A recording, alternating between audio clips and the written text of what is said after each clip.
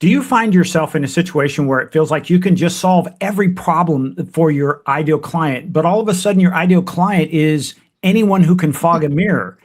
And because of that, Leslie, people are seeing that, you know what? The people I'd really like to serve are not the ones who are calling me. And the ones I want to call, they're confused. They're thinking, I don't do business anymore. What is going on? Oh, I know. This is such a big topic. I can't wait to get into this, how people lose track of who their ideal client is. Well, it really, I think it even dives deeper than that because, I mean, we have both been guilty of this, right? Because we are people, we're entrepreneurs, we're fixers, right? And we see some of the problem, we want to fix it, but they're really not our ideal client. I'll be the first one to admit it. I'll say, you know what? Ideally, I'd like to work with local service-based businesses like HVAC or plumbers. And next thing you know, I have somebody who's a mystical healer. And I'm like, how did that happen? And it's because I didn't say no. And then what happens is we have to then figure out the language and on that type of stuff for that particular client. And so it dilutes our efforts. But in a situation like you have, you have to be very specific. You've been doing it for 20 years and you're a genius at it. Tell us how can we be a generalist and be successful, or do we need to be a specialist? How is that? I don't think so. I counsel a lot, as you know, I counsel a lot of business owners, and so often I say, well, who's your ideal client? And they say, well, I can sell to anybody. And I'm like, but you can't, because you have a certain price point. And so that automatically narrows the window, right? If you're a service-based business, you have a price point and you can work with that to sort of narrow down your ideal client. But I have people who say to me, because in the lifestyle management industry, they want to market to seniors and help those people who really do need help. And they also want to market to high-end homeowners, and so I'm like, how are you going to price that? You can't have a lower price point for somebody on a fixed income just to help them out and offer the same quality of service at a higher price point to somebody who can afford it. I think that's, in this day and age, that's becoming a really big racket. I don't know if you're aware, but even they've changed a lot of, like in the grocery stores, they've changed the scanner labels, right? They tell you can scan a coupon right off of the shelf that will be applied digitally to your shopping cart so that when you check out, those coupons apply. Right? Wow. Were you aware of that? I did not know that. I'm not the shopper. I'm the eater in the family. I'm a consumer when it comes to that. So, but what they've taken it another step further. Okay. So is that a good step, did you think? Well, at first I thought it was. I thought it was a good idea because the prices were still fixed on the shelf and they were offering you a coupon. Okay. Now they're replacing those fixed price tags with digital price tags. Oh. And when you scan it, it does a check to see what you can afford and the price changes accordingly. Oh, they call it dynamic pricing. That's right. Really? And so, yeah. And it's becoming more and more prevalent. Sometimes you'll find it even if you're trying to book a flight, and if you check too many times on your computer, the history of your computer tracks that you're checking this particular flight and you're trying to get a discount, but the price will go up or it'll be the same. It will not go down until you clear your cache and go look at it again because it's tracking you. Well, the same thing is true for business owners like ourselves because we can't offer, or we shouldn't offer, I guess you could do it, but you're going to have a hard time being successful, the same quality of service to somebody at $10 an hour and to somebody else at $50 an hour just because they can afford it. Yeah. People get very upset about that. And I speak from experience, not because I did it, but because I considered it. Years and years ago, for executive errands, I considered offering 2 different price points. And then I considered offering it under 2 different company names. Oh. So that I could then service the needier people and help them out. Because I'm like you, I want to help people. Or and then do executive errands at the higher price point. But people find out, especially here in the desert where it's such a small community, there's no way that you could keep that quiet, right? Oh, of course. Yeah. So once a higher end person finds out, well, I can get the same quality service for $10. Why would I pay this amount? They get very irritable and you'll start to lose clients. So I always say you need to identify who your target market is, and you're better at forcing it, narrowing the scope or narrowing the field a little better than I am. But because you always say, well, yeah, I'll say women between 40 and 60. Yeah, but what do they do? Why those women? And so, and then the other thing that happens quite often is that your target market will change over time. I've been in business 20 years with executive errands, and who we were marketing to, I always tell everybody this. I said, my original person to market to was people that is my current age, right? Upper end baby boomers, and then it would be their higher income, higher net worth people who value the value time. They appreciate the value add of having somebody help you, right? Now I'm that age that I was marketing to 20 years ago, right? And the people that were my age are now either deceased or have no longer needing services. They've downsized, they've moved into assisted living, whatever. And so I have to look at, well, who's my new market? And the wealth in this country is younger than it used to be, right? Bigger transfer, of wealth. Yeah, it was a bigger transfer of wealth. So a lot of the people in the 40 to 60 range, 40 to 70 range are the people I need to market to. But they're also, because they're younger, they're more do-it-yourselfers. Even though they have the capital. Right. Even though they can afford to outsource it. So it's not a matter of money now. It's a matter of what? It's a matter of convincing them that even though they can do it themselves, why do they want to? Right? That's the new approach. And what kind of an experience can you have? Because everything these days is about experience. Yeah. And trust. I'm experiencing that. I know what you mean. Are you? So, it's about trust. Who can I trust? And then why would I, and then getting them to change their mindset from why would I give this to you to do when I'm perfectly capable of doing it myself? Right. So that's a whole new challenge. Interesting. That's very important. As you say that, I think about somebody I saw today at pickleball, and I said, hey, I haven't seen you in a couple of weeks. He says, no, I had to go back to Santa Monica. And he said, my wife guilted me into come back and checking the house. And I said, why don't you have somebody take care of that? Oh, no, that's something we do on our own.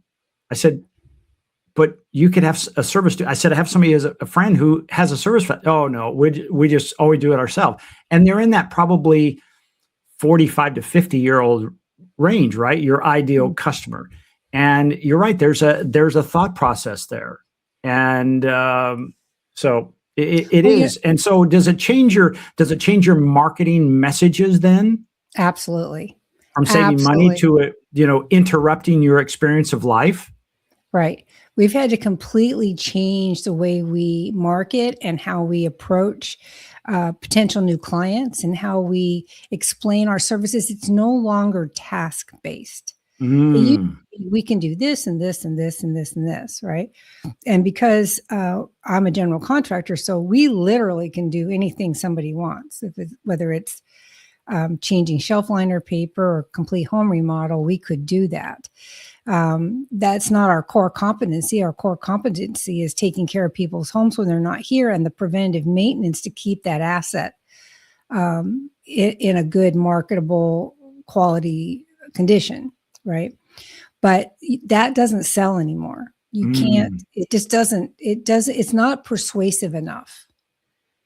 So instead it would be, wouldn't it be better, especially with gas prices the way they are, for you to have somebody in Santa Monica check your home for you, which is going to take them a half an hour or an hour, depending on the size of your home. And you get another 3 hours of pickleball because you're not having to drive to LA, right? And you're not spending the gas. and you're not losing your enjoyment of the desert. True. Right? Good point. Yeah. And it's not that much money to have somebody do it. What are you talking about? $100 or 150? I mean, you're talking about a couple of, it's not even, it's cheaper than going to the movies. So it's cheaper than going to Taco Bell nowadays. Exactly. So, that's what I'm saying is that you have to change the perception that people have about why do they want to do this? In the beginning, it was really easy. It was all task-based, but nowadays it's more experience-based. Interesting. What quality of life do you want? Yeah, you can do it. He could do it, but he's going to drive down. It's going to take him 2 hours down, 2 hours back, depending on the time he goes. Yep. Right? Close to 2 hours each way, plus gas, plus the time he's there. So say round it up to say 5 hours. And then that when he gets there, other things are going to come up. Well, maybe we should do this while we're here. Maybe we should do that. And, it's a day. So it's at least a day. And I'd rather be playing pickleball for the day. Well, and here's the thing. As I was talking to him, I said, well, did your wife come out with you? Because they came from Santa Monica here, right? They have a place in Santa Monica, but they're here also. And he said, no, she stayed home because their grandson is having a birthday party. So he missed that birthday party because he had to come out here and check on the house. Oh, he had to come out here and check on a house. Yeah, I hadn't seen him for a couple of weeks. And because they had gone back to Santa Monica because it had started warming up, and then his wife said, hey, you need to go check on the house. So he came out here, she stayed and went to the birthday party. So he missed that experience. He'll never get that. He'll never get that birthday party back again, ever. No, that experience is gone. He should that should be coming to me to take care of him. That's 100%. So I mentioned it and he was like, oh, no, we've been doing this for years. This is just the way we do it. And sometimes that's I think that's one of those nurturing processes that's saying, hey, you could have been in these pictures, but instead you chose to do the work yourself. And this is an experience you'll never have again. Maybe next year at a birthday party, but not this year. Well, that child will never be that age again. Yeah, that's right. That's right. You'll never have that milestone again. Freeze them, but it's not going to work. Well, you wish you could do that from 14 to 18, but it's against the law. Yeah. So just have them shoot out as about 14, freeze them. And then about 22, when they should be on their own, bring them back, baby. That's right. Yeah. Mine are twice that age, so I don't have to worry about that. But I could still see that, when they were 14, I thought, I'm going to freeze them up just for a little bit. Well, Leslie, I want to share something with you. This is something we've been doing, and we are in the process. We've actually, over the weekend, what I'm about to show you is Swing Point Media's current website. If you went to swingpointmedia.com, this is what you get. And when we first started out, our message was just pretty clear. Who are we? What do we do? And as about 5 years ago, when we started really getting involved in AI, it started taking over some of the language on our website. And, one of the rules that we have is when someone comes to your website in less than 3 seconds, they are confirming that, or they have been able to confirm, I'm in the right place. Right. And so I started looking at this. I'm like, the website is becoming almost like, you ever have one? You have one of those drawers in your house where it's kind of a junk drawer. Just everything gets in there. And if you go look for something, you open it up and you dig through it, and it's, oh, there's a pair of scissors. Oh, there's a straw. It's just a accumulation of things. And I, embarrassingly, but proudly enough to recognize, that's kind of what this has become. So I said, we're going to do something different. So what I did is we rebuilt the website, and now it's really clear. We help local service businesses get found, built, trust, and book more jobs. So if somebody is much better, boom. Now, believe it or not, at one point, this said this and had a video up there and a whole thing. But as AI came in, and AI really is a dominant player here, I see it as like, okay, we want to be known as the AI automation and consulting business in the Coachella Valley, and we are. But what happened is our core clients didn't see us that way anymore. Oh, you just do AI. No. We still help local businesses get found, build trust, and book more jobs. Are you interested in that? Yeah, I want more calls, less churn, more trust. Why isn't that your homepage? It is now. We totally redid our website over the weekend. Oh, nice. So now it's not live yet, but now there it is. And so now with the services, it lists what we do. Where if you went back to our other page and you looked at services, it says content marketing and video marketing. That's all it said, right? Oh, I like the new one. That's good. And so now it has some results on there for our clients. Here's some resources, which is our blog posts, and then a little bit of an about. So it really is focusing on local businesses. And so now go ahead. No, I was going to ask, what about marketing to the digital marketing companies? I thought that was going to be one of the approaches that you guys took. We are, but keep in mind, this is our public facing feature with us marketing to other marketing companies with our digital tools. That's kind of like behind the scenes. That's kind of guerrilla. It doesn't need its own website or anything like that. That is on its own. This is still serving my primary client, which are service-based businesses. Yeah, that looks fantastic. I really like that. I like the new logo too. Thank you. So it took a little bit to get here. This was not an overnight thing. This took probably 2 years for it to become like the junk drawer. And I said, this just doesn't work anymore. And it was confusing. And I said, well, then it's time let's clean it up. And so that's what we've done. And so it happens to everyone. And keep in mind, gang, I probably spot this faster on your website and can help you get there faster than sometimes me, because what's that saying? Why is the cobbler's kids have holes in their shoes? Well, because we're taking care of other people's shoes. So, right. Well, and I need to I told you this last week, I think, that I need to redo at least the homepage of Executive Errands as well. If you can let me share, I'll show you the difference in the two new brochures we're using. Yeah, go ahead. Okay. So this is the old one that we used to use. And when you look at it, maybe. Did you share down below? Did you hit that little button that says plus? It looks like a little. No, I didn't. Screen that says plus, yeah. Where are you? Down here below? Okay, the little plus. Oh, I see. Yeah, it looks like a computer screen with a plus on it. And then choose screen. the window. Share screen and choose a window or a tab. I'm just going to say, I have to pick one? Yeah. Otherwise, we don't know what you're sharing, because I suspect you have more than one tab open, don't you? Of course I do. Oh, here it is. Okay, I got it. All right. Allow. Okay. So as you can see, it says, welcome to executive. Oh, can you see it? No? There we go. Now we go. Okay. So it says a full service one-stop shop for the latest trend. And then when you look down here, it talks about our company and stuff like that, but it doesn't really, it talks about us. Like, it's not really a what's in it for me from the client perspective. Yeah. Right? The new one, which I would call, gang, and I don't mean this to be offensive to Leslie, because we've all done it. It's a chest beating thing. I'm so good. I don't care how good you are. Can you fix my problem? That's why I came to your website. Right. And this is the new one. Now, can you see this one? Because I didn't share the page. Okay. So it says your home shouldn't feel like a second job. Right. And it has one of the homes out here in the desert. Okay. And it clearly says you could manage everything yourself, and, but for people who can, but choose not to. Right. And so this doesn't talk a lot about, it just talks about what's in it for them from the client's perspective, why they would want to outsource. We should give this to your friend with the home out here.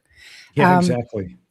It does have a short amount right here under why executive errands about why you should hire us. So, because you have to have a little bit of how do you build trust with somebody. Yep. But this allows people to stay in control without being involved. So you can see that we're talking about one point of contact. You know what's happening. Everything is handled. No invoices, no tracking. It just gets done. I mean, that's the kind of stuff that people are looking for. Well, the other thing that I like about what you've done here, Leslie, is you've met these people where they are. Right. And walked with them to the point there's another opportunity, versus the other one was like, you need to meet me where I'm at. I already know you have these problems and you should just hire me. Right. And I think sometimes we as business owners, we get that in our head because we live in that all the time. It's like we assume everyone knows and experiences what we've got. And no, they don't. It's almost like that fish. Does it really know it's in water? That's all it's known. We don't know that. So I applaud you, because that sheet meets them where they are. Right. And I need to update the Executive Aaron's homepage to look the same way. And I like what you did on yours about it's more specific to the value that your potential clients get. Right. And that's what I want to do as well. So we'll have to work on that. I know that your guy that does that can do it in a few hours. It's super easy if I give him the content. Super easy for him, not for me to do. But what the point is that as we evolve through our business, it's really funny too, because I'm going to take a step back and come back to that. So when I first started my company, my plan was to do some home checks, mostly inside, maybe some housekeeping, maybe some window cleaning. That was kind of the big that I had at the time. And today, and I lost a client actually because we didn't do anything outside. Oh.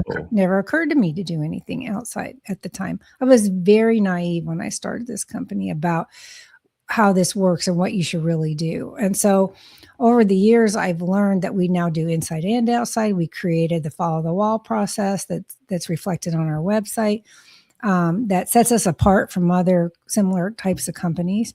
And the clients would say, can you do this? Can you do that? And so over the years, the business has evolved to offer pretty much anything. I always tell everybody we do everything except babysit and convalescent care because we don't do diapers in any form. We just don't do that.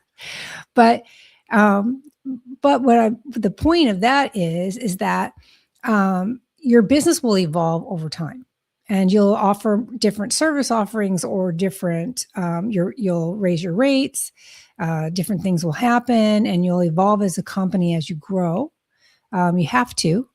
And then there's going to come a time where society is going to change. That's the biggest thing that we noted is that society changed. After COVID, isn't it funny how everything is before COVID and after COVID these days? Yeah. So after COVID, because everybody was stuck at home and couldn't go out, a lot of services were created, in-home delivery for groceries, DoorDash, all these different services, Uber, all these things came into fruition because of the situation at the time. And now they're super popular. People, that's why the malls are dying, right? Nobody wants to go shopping. They want to order online. It's easy to send back if it doesn't work. Yeah, it's super convenient. You can order and you can send stuff back really easily. But then so too does your client evolve. And so I believe that as we move forward into the future, one of the things that we're going to have to do is specialize even more than we are today. Because people are going to be looking for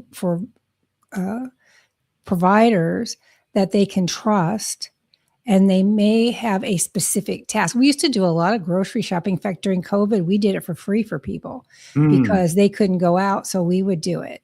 Wow. Just to make sure that my people stayed busy and that people were served, because again, you're a service-based business, so you want to help people. But today, nobody asks for groceries, hardly ever. Best case, they'll say, I have an order at one of the grocery stores. Can you go pick it up? I got a Whole Foods order, pick it up and deliver it for me. But most of the time they just call and get the stuff delivered themselves. So that little piece of my business is very small today compared to 5 years ago. All right. I want to use a saying that Wayne Gretzky said, it's like we need to be skating to where the puck is going to be, not where it is.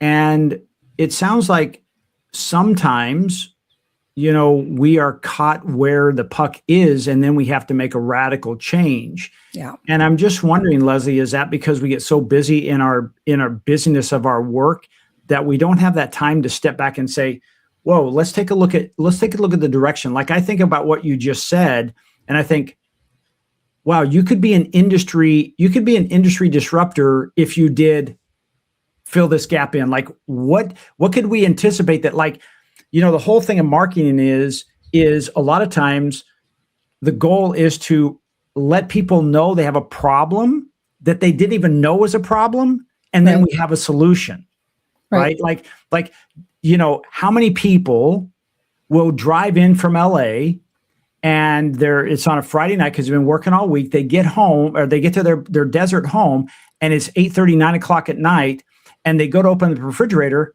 and it's empty. Wow, what a hassle. And they're tired and they're hungry, and they say, I'll just go to bed. And they go to bed hangry.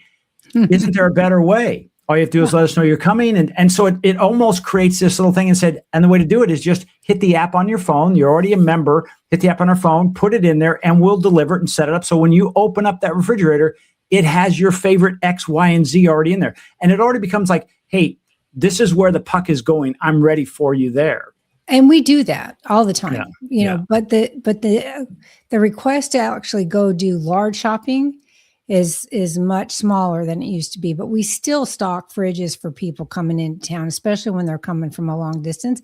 Sometimes it's just coffee and juice and cereal or bread, and that's fine. Sometimes it's, the first day of food that they want. Especially when you're way out like in Andalusia, where it's a hike to get to a grocery store. You show up there at 8:30 or 9 o'clock, and it's like it's a half hour to a store. Yeah, at least. So different clients have different needs, and you need to be able to accommodate that when you're in a service-based business, regardless of the kind of business. I hear this a lot of people who say they're stuck. They've been doing their business for 10 years and they just feel like it's the same thing day after day, and the amount of opportunities coming in are less. And and so now you have to do an evaluation of the whole situation for that company and say, okay, how much marketing do you do? How much networking do you do? How many meetings do you have a week? Kind of like BNI, they want you to have at least, one-to-one every week, Yes. And so I always tell people when they first start their company, they should be out at least 3 days a week meeting people. When you've been in business for 10 years, you think, you've built a pipeline and you think you don't need to do that. But if you don't do that, if you don't get in at least several a month, your pipeline dries up. And you need to be aware of changes in society. Just like your business, AI is coming like a locomotive down the tracks. It's here, but every 5 minutes it changes. And it's intimidating for a lot of people. Tsunami, baby. It's a tsunami. It's a tsunami. It is a tsunami. And a lot of people, and I see articles constantly about the perils of AI and how it's going to affect us and all the jobs that are going to be lost. And I always point out, in my lifetime, there are no more telephone operators. There's no more buggy makers unless you're in the Amish country, right? There's no more locomotives per se. They're more streamlined and efficient. They're not throwing coal in a furnace, to get the train to go. So those workers are obsolete. I mean, there's just so many jobs that we've seen disappear over the years. And just like your target client, you have to look at what the trend is and what's happening. Now, you were a marketing agency, always have been, not always, but for the most of the time that I've known you, you've done a video and marketing, which is, for those that don't know, is 15 years. So we've known each other a very long time. And you've adopted AI, and because it could wipe you out. I mean, it could have overtaken your business. My girlfriend's a digital graphic. I mean, she's a graphic artist, and AI has just about wiped out her whole business. So what is she doing? The same as you did. She's teaching herself AI so that she can find her niche in her graphic design with AI, so that people will still see value in the human component of this type of thing. So we all need to learn how to evolve, and we all need to look at the future and try to anticipate what's going to change for us. Honestly, the change in my target market snuck up on me. I wasn't looking far enough ahead. I know better. I teach people to do this, but it snuck up on me. All of a sudden, everything changed. Yeah. And I wasn't bringing in clients, and I wasn't, I was like, what happened? And my market changed. Well, that's one of those things. It's like, how do you cook a frog? Slowly. You put them in cold water and slowly warm the water up, and next thing you know, they're cooked. And that's what happens. We get comfortable in where we're at. I want to transition just a little bit because I put on the screen specialist or generalist, and it goes back to my website. And I think it makes sense of saying, if you start to feel like you're a generalist, like you're doing way too many things, I think it's time to stop and write those things down. And then also not only write it down, say, but where's my revenue coming from? And what are the things that I enjoy doing? And it may be one of those things where you say, let's use an example. Let's say you put down 10 items and 8 out of those 10 are ancillary. In other words, it's like, let's say I'm a plumber, and when I go to somebody's home, they're saying, hey, while you're here, can you check the cable for my television? And because I'm pretty geeky, I do that. But I realize that's not my core competency. So I don't even offer that anymore. And so you can use that opportunity of generalist and say, let me springboard that into getting back to being a specialist and really get my message clear that this is what I do. And that's what I see what you're doing. And that's what I did when I showed you my website. It's like, I become too much to too many people. And it's that whole thing of like, when you try to talk to everybody, no one listens because it's so bland. It's just noise. It's just noise. And I wanted to be a signal. Well, it is just noise. And I tell you, it's challenging when you become, when you do offer so many options, because trying to explain a lot of options is overwhelming for the potential client. Yeah. And that's why we simplified our billing practices. We have 1 hourly rate. That's it. Okay. Except for one-offs, but that doesn't count. For real clients, it's a flat rate all the time, regardless of the kind of account that you have with us. So we had to simplify that because trying to explain multiple options for billing got very difficult. The second thing is that we've backed down, and part of this is with your I was going to say insistence, but I was going to say recommendation, nudging, to focus on absentee home care for executive errands. Because when you go into somebody and you're explaining, they called you because they're interested in absentee home care. And if you start telling them, yeah, but I can also do this and this and this and this and this, all of a sudden they feel like you didn't hear them. They want X and you're talking about Y. And it's tough as the marketing person or the person that's meeting with them, because you want them to know all the things you can do. Instead, what you have to do is get them as a client. And then when something comes up, you say, sure, we can do that. And then it builds on itself. Once you get people willing to outsource their to-do list or their home checks, even, so that they're willing, like your guy with Santa Monica, if he would take a chance and try one summer, try having absentee home care, he would find how convenient that is for him. Just because they've always done it the other way for years and years doesn't mean it's the right way. Yeah. But that's that whole comfortable thing. And, when you talked about, when you go to see somebody for absentee home ownership or absentee care, and in that conversation, you also tell them all the other things you're doing and offer them, and they're thinking, I just wanted absentee care. It almost reminds me of like two people meet for a date the first time, and one person just tells them their whole life story and everything's going on. And the other person walks out going, that's more than I bargained for. I just wanted somebody to go to dinner with and maybe a movie. Yeah, I didn't need to know their dog's name, their 3 kids. So it's just like, but down the road, as the relationship grows, you've had situations where, hey, you start at absentee home, and next thing you know, you're remodeling their house because you built some trust, and they realize, hey, you're doing a great job and take care of my home. What else do you do? Or they might call you and say, Leslie, who do you know? Oh, we do that. Oh, really? And all of a sudden they're like, I don't have to go meet somebody else. The trust is already high, right?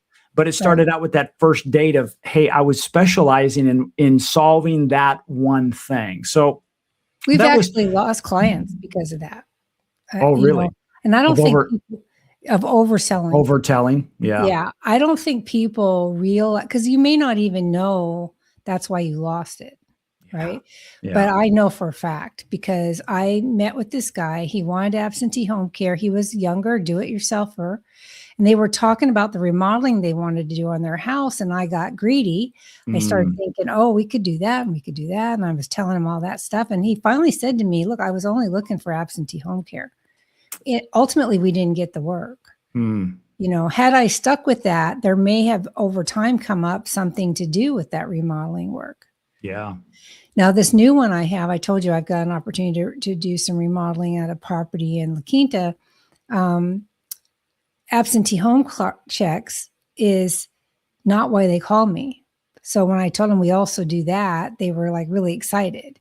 But he called me for the contractor stuff. So that's a different thing. And that relationship will also build over time. But you don't go in for one thing and try to sell everything else, because it really does not work. Well, it almost feels like, going to the dentist, and I'm like, I came in for dental cleaning for $99. Yeah. And next thing you know, they want to replace 3 crowns and do a bridge, and it's $17,000 later. I'm like, time out, Johnny. I just came in for teeth cleaning. My teeth don't hurt. It's right. Like, okay, over time, yeah, I like that. So, specialist or generalist, and really make sure you meet that client. Again, I'm going to go back to the page you shared. You're meeting them where they are, not where you want them to be, and solve that one problem. It's almost like, hey, you know what? I'll show something. It's really kind of ugly. Oh, good. You really can't see it. There's a big mark on my arm right here. You can't. Oh, yeah, there it is. Okay. So I crashed into something over the weekend, and, as we age, our skin gets a little thinner, and it doesn't take much. And it's like, so now I want to cover it. I don't even know why I brought that up, but I was like, how does that fit in with all? No, I had a great story, but let's move on. So specialist or generalist, and really, I think the opportunity in the future is being more of a specialist to the general public. Right. Well, the thing is, too, you have to acknowledge the situation, right? If you noticed on that flyer, it says, yes, you could do it, but why? Right? Because there are so many do-it-yourselfers. We're getting more and more clients who have all their own vendors now. It used to be everybody wanted to use my vendors because they're all vetted and insured and stuff, and they name us additionally insured, so it's safe for them to use them. Now they're coming to me with all their own vendors and saying, we want you to manage our homes, but these are our people that we use, which is fine. We're fine with that. So you just have to meet people, like you said, where they are, and acknowledge how people think today. Well, I think too, Leslie, that whole idea of you could be a generalist behind the scenes. Right. So as an example, clients come aboard, and then over time, communicating with them, like you send out newsletters every 2 weeks, is you're starting to expose them to the other things that you do. Right. So you become more of a generalist to them, but you're specializing in absentee home care, right? To the general public. So when I'm searching, that's who I'm calling. I'm calling you. And then when I hook up with you, I realize over time, well, you do this and you do this and you do this. And all of a sudden I'm like, I make one phone call. I call Leslie at Executive Errands, and it's done. That's cool. Well, and that's what we have. Yeah. But your public facing message, you specialize. Right. Does that make sense?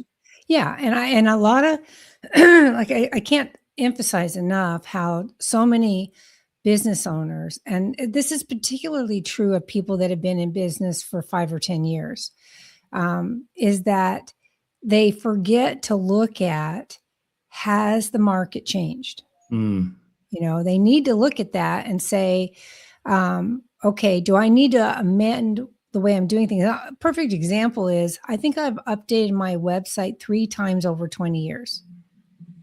Okay. And 2 of those times it was formatting. The message changed, yes, but the formatting had to change, because if you don't keep your website up to date, it looks old in the mix of everything. Yep. that comes up, right? And so then people will think that either you're outdated in everything you provide. Oh, excuse me. Or that you're just not detail oriented. Late night party. Oh, what are you doing? Got it all Late night. Yep. Whatever you were doing, don't do that. So, so and they may think to update their website, but they're not thinking to look at who's my target market. Yeah. And so, and quite often, these people that have been in business a long time are targeting the wrong people. And then that means they're spinning their wheels because the marketing efforts they're doing are not yielding significant results. Well, I think that it goes back to when you say they're targeting the wrong market. They tend to target too broad of a market because they think they can service everyone. It's like you. If I started out and I said I'm gonna have a home service business and I'm gonna target the high and the low and the middle and everybody, I'm probably going to fail miserably because nobody really knows who I serve, and probably the high-end customer saying, I'm not going to overpay because these low people are they're paying the same price or getting the same thing. Why would I pay more? Right. And there would be this conflict. So I agree. I think the messaging is too broad, and I think that's where we've been really talking about today. By the way, I haven't put on the screen yet. If you're not familiar, this is the Twisted, Bent, and Exhausted Entrepreneur Podcast. I'm Jeff Harrison, along with Leslie Spohr. And today we're talking about, hey, should you be a generalist or a specialist? And I think we've talked about it as like you can be both. But there better be one that's your forward facing. In other words, what the general public sees. And I think that's where you specialize. And that's where your messaging comes in. When you're talking about targeting and communicating with people that are 40 to 50 years old and they have a second home in the desert. And there you can now get very targeted with the messages. And now it resonates. So when they're flipping through Facebook or Instagram, or they're reading a blog, or they're doing a search, your information tends to come up and resonate with them. They're not saying, there's all kinds of stuff I'm not interested in because it doesn't resonate with them. If your message is too broad and not very specific, it's not going to resonate with your ideal customer, period. Well, and people are much more savvy about search terms than they used to be. So if they're which is another reason you have to have all the right search terms in your metadata, right? So that they can find you. Don't get me started on this because that's even changed.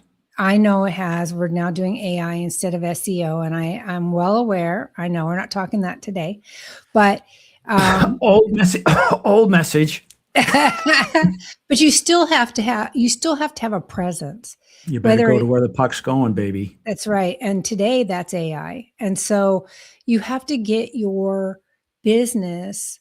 You have to have a specific message to a specific target client, using an AI option, right? An AI compatible option for getting your message out. And those three things, if you fail on any of those, you're going to be invisible in the market. And it's not going to be much longer where that's going to really be true. I've been seeing more and more articles about how SEO is dying. Well, watch this. Let me ask you a question. Mm-hmm. If your ideal customer were going to, let's say they're going to chat right now, they're going to ChatGPT, and they need help, what are they putting in, Leslie?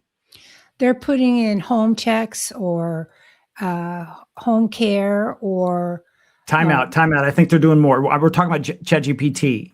So I'm saying they're probably... they're saying, who's the best person in the Coachella Valley to check on my home when I'm not here? That's there you exactly go. They're putting that in. Okay. Or they're saying they're a specific city. I have a home in the Vintage in Indian Wells, and I'm looking for somebody to do absentee home care. Right. Like that is very specialized. Right. So that's where this is going to cut out and said, if you're just saying I take care of everybody in the Coachella Valley, then what happens is you as a generalist are not going to even show up because the engines will not see it and they'll not cite you. I'll give you a perfect example. For one of our clients, we just over the last 4 or 5 days, we built 8 new location pages for them. Now, what is a location page? Imagine there's a specific page now on their website that shows they do business and they service people in that specific community. So if somebody in Indian Wells is looking up, the chances of now them showing up in search, both SEO and with AI, shows up much higher.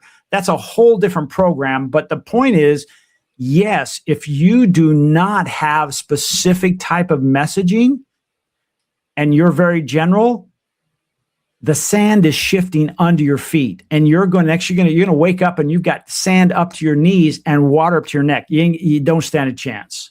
That I know, and that's a scary thing for a lot of small business owners. And every time I do a 5-day challenge, 5-day to freedom challenge with a small business owner, I tell them that they absolutely have to have AI focused marketing materials, website materials. I run the AI Coachella Valley thing to see how they rank on their websites, I can put that into my chat GPT and it will tell me what they need to do to improve it, or it'll come off of AI Coachella Valley. So I was going to say, that it actually will troubleshoot and it'll tell you what it is. Yeah, it does. Yeah. And I share that with my clients. So we're talking about concierge business solution clients. Now, I know this podcast can be confusing as far as me, because I have 2 businesses. One is local to the Coachella Valley, which is absentee home care and all the stuff we do as a service. But I also have concierge business solutions, which is my national consulting, software, education and training, and mentorship business. And so I do these 5-day challenges with people to help them get unstuck and identify opportunities. And one of the things I tell them every single time is you have to find a way to get AI optimized. And so I always recommend them to you because I know you can do that with your content accelerator pretty quickly. But again, so many people they don't see the forest for the trees. They look at the initial cost instead of the long-term benefits. And in the beginning, if you are not at all optimized for AI, it's going to take a little bit to fix it. Although these days it doesn't take as much money to fix it as it did 6 months ago, right? So people need to make that investment or they're going to just disappear off the landscape. And they're going to be marketing for no good reason because it won't help them. I've already had 3 people call me and say they found me on ChatGPT. Yes. Already, saying they say you're the best one to go to in the Coachella Valley. Great. That's exactly what we want. And not only do you have to do your marketing and networking to that, but your newsletters and all that kind of stuff, you just need to constantly be reinforcing this is what you do. I don't know how we do it so much for concierge business solutions because it's national. So I don't really have a specific location, but you have a specific message and a specific person that like as an example, that's your 5-day freedom challenge. Well, that's a very specific target market. So the message can be very specific there. Yeah. So there, people, I just want the listeners and the watchers to know that it's a combination of things. Know who your target market is, optimize for AI, constantly evaluate where your industry is going. It's kind of easy for me in lifestyle management because it's growing so fast and there's so many opportunities. For somebody that runs a auto shop or even them, okay, just off the top of my head, they're going to need to invest in AI diagnostic technology so that they can quicker diagnose a problem with a car, right? I'm sure that's coming if it's not already here. It's not already there, yeah. Yeah. And so all kinds of businesses are going to need to look at what do I have to change because I can't just, stick my head under the hood and listen for that rattle and see if I can, from my experience, figure out what that is. That's not going to work anymore. You're going to go, the consumer is going to go to the person that has the best toys, basically, and the fastest way to diagnose something and the fairest and most honest way, right? How many times, if you're a female and you go to an auto mechanic, they think you're stupid and they can tell you all kinds of things. So, and that happens to anybody, not just women, but everyone falls prey to that, especially as cars are more complicated. I mean, let's face it, in that situation, you're not driving a car, you're driving a computer. That's right. Yeah, that's exactly right. Yeah. And usually it's the software that needs to be updated or whatever, but you still are going to need AI diagnostics. Yeah. And that's true for everything. Dental, restaurants, how many, they've tried to raise the minimum wage so high, and I don't want to get on a political rant, but these fast food places are having to resort to robotics to do things human beings used to do, because in the long run, it is cheaper to invest in the robotics than it is to deal with complaints and staff and HR issues and people not showing up for work and having to pay them an arm and a leg to do the job. And at the same time, Leslie, it's really hard to justify driving through Taco Bell, and I'm not picking on Taco Bell, I'm just using an example, and spend $40 for lunch. Yeah, it's tough. It's like, where do I go? Well, I'll go to the store and buy some bread and some bologna, and I'm good to, and a bag of chips for $9, and I'm good to go. Just kind of a thought to wrap up here is, I often think of are you the driver or the passenger? And when you're the driver, you're in control. You're deciding where to go. But when you're the passenger, all of a sudden you look up and you're going, hey, are we on the right road? Where are we going? I thought we were going downtown, and all of a sudden you're out in the farmlands. Decide where you're at, or, are you the passenger or the driver? I say, if you're the business owner, you need to be the driver. You need to be navigating that vehicle. And like Leslie said, you need to look out and say, where is my industry going? Is it evolving? And if it's not, can I force the evolvement? I see this all the time right now. We live in such a disruptive time right now, where all of a sudden somebody who is working in the back says, hey, I've figured out overnight, screwing around with Claude Code, how to do this problem, fix this problem, and it will save us 37% in overall costs. Right. Oh my gosh, right? And the business owner didn't think of that, because it's not they're driving under the influence of this will always be the same. And, people are all worried that all their jobs are going to go away. And a lot of jobs are going to go away, because as you automate efficiency and you reduce overhead, and that means your profits increase. So why wouldn't you? I would do that. And I have done that. I've optimized my software to the point where I've quoted this quite often, but we cut our time to the amount of time it takes to enter our work down by 89% just by automating one process, and so why wouldn't we do that? Does that mean I need fewer people? Not necessarily, because but I can get my people to give better attention to the clients they have, because they're not spending it on paperwork. And that's what a lot of businesses are trying to do. Some of these jobs that get automated will move into customer service realm, where you need a human being. Yeah. And I think there is always going to be a place for humans. It's just going to change what their jobs are. And I agree. I wouldn't be afraid of it. I would figure out how to embrace it. Now, if you're in an industry that is going to get wiped out by AI, like graphic design, right? Then you need to say, okay, how do I adapt myself and my skills to this new environment? Yep. And who's going to be my target market from now on? Well, here's the coolest thing. And again, this could be a whole new episode. Maybe we'll take that on the next couple of episodes.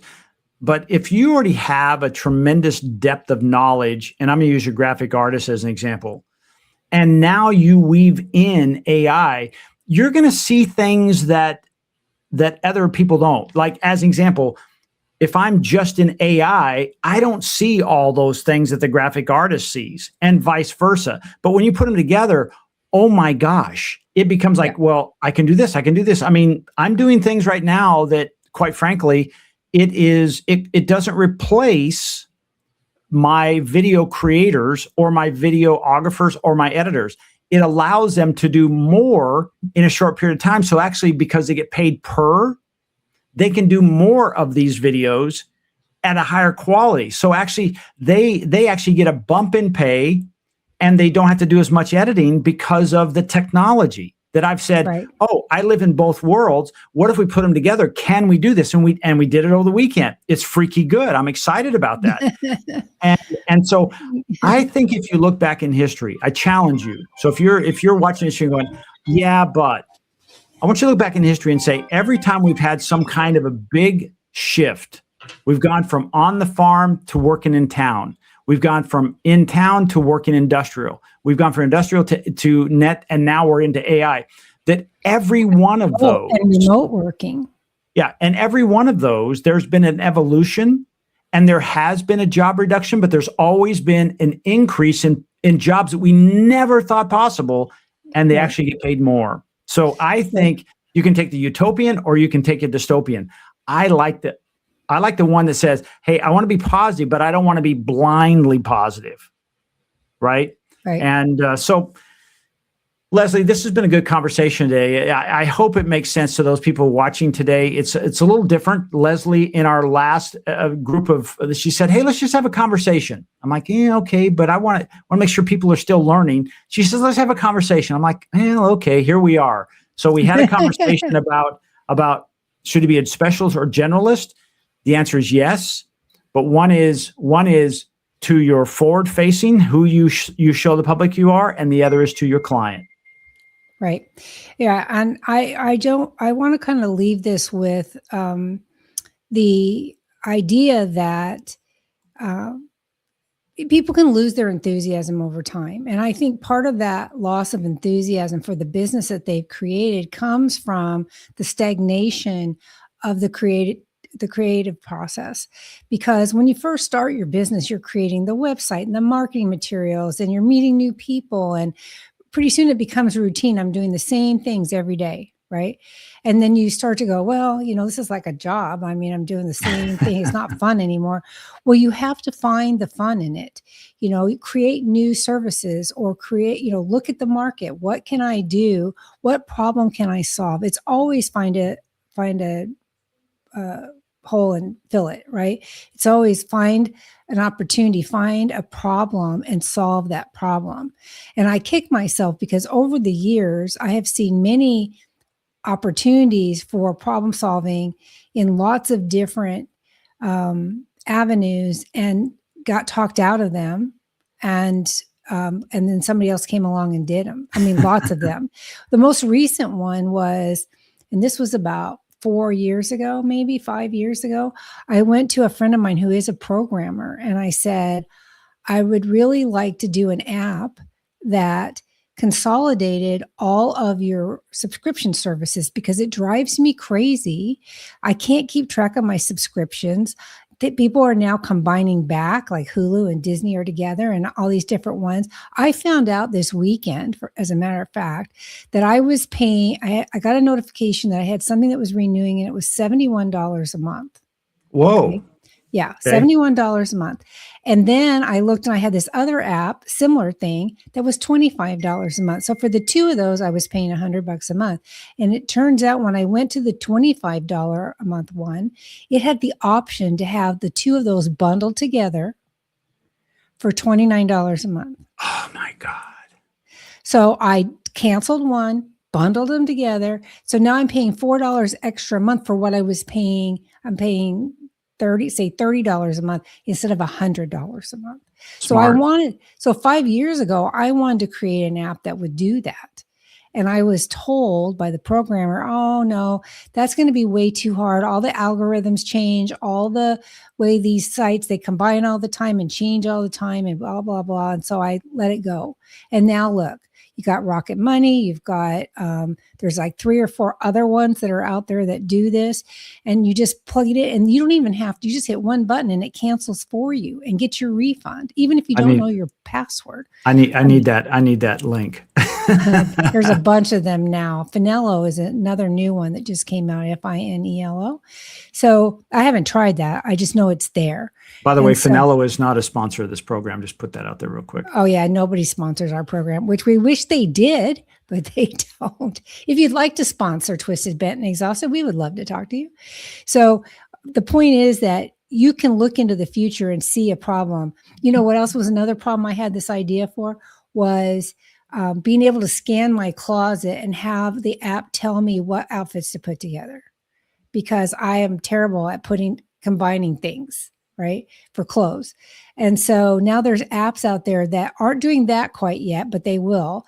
But they're doing, let's do a design of capsule wardrobes for you based on your colors and your way you like to dress and all this. And you can buy whole capsules of clothes. Is it like Stitch for women? It's like Stitch Fix. It is like that, which is also not a sponsor. But now Amazon has one too, that you can go in and they will, it's like $100 and you get 5 pieces and it's a whole outfit, and then they can combine. I mean, it's crazy. Amazing. Because these are problems that we have. How many women look at their closet and say, I have nothing to wear? And it's stuffed full. And the husbands are going, are you kidding me? I know. Are you kidding me? How many pairs of shoes do you really need? Right. So this is the way you have to think. What is something that bugs the crap out of you? And how do you fix it? And then you can come to somebody like Jeff if it's a programming issue, because he's got some of the best programmers I have ever seen in my life. Or if you just need help with figuring out something, I can do that. So the opportunity is there. We're here doing this podcast because we both have so much experience in being entrepreneurs and successful businesses and successful products that we really want to help people.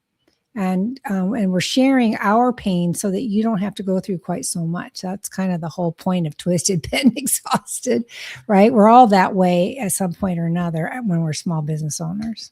That's it. Well, Leslie, let's wrap it up. It's we just hit the top of the hour, so let's wrap this up. My name is Jeff Harrison. I'm a company called Swing Point Media, and as you saw, we help local businesses. You saw our new website coming online. It should be this week, along with my fancy co-host, Leslie Spohr. Concierge Business Solutions is probably the best one for the podcast, because that's where I help small business owners and provide solutions for the lifestyle management industry. So look us up there, both places. Fantastic. In the meantime, you can find us on YouTube. You can also find us on Spotify. We appreciate it. Let us know what you think of the program, whether you like this formatting or not. If you're not familiar with the other formatting, go back and look at season 1. We are in season 2. I think this is episode 19, season 2. Is it really? So we're just humming right along. Leslie, I want to thank you as always. It's been a great conversation. We'll see you next week. Thank you, everyone, for joining us. Bye-bye now. Bye, guys.